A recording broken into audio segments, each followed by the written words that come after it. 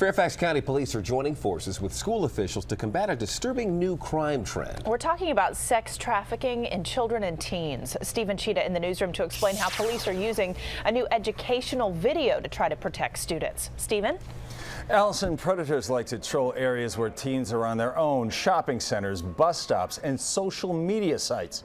Fairfax police say sex trafficking in teens and children, which essentially is exploiting them sexually for money, is a growing problem in the county. It happens in public places such as shopping centers or bus stops.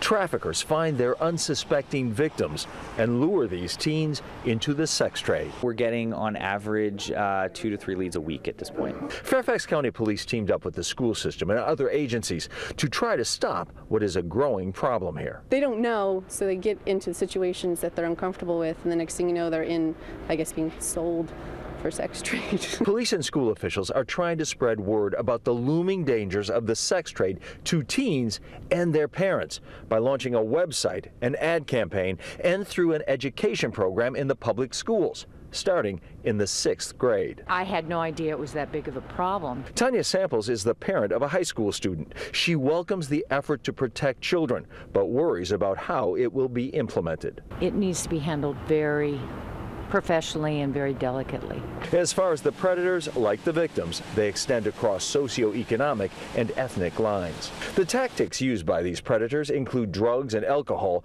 but very often the trafficker relies on charm, going after teens who lack self-esteem or come from troubled homes. That's the age-old story of how girls end up in the sex trade.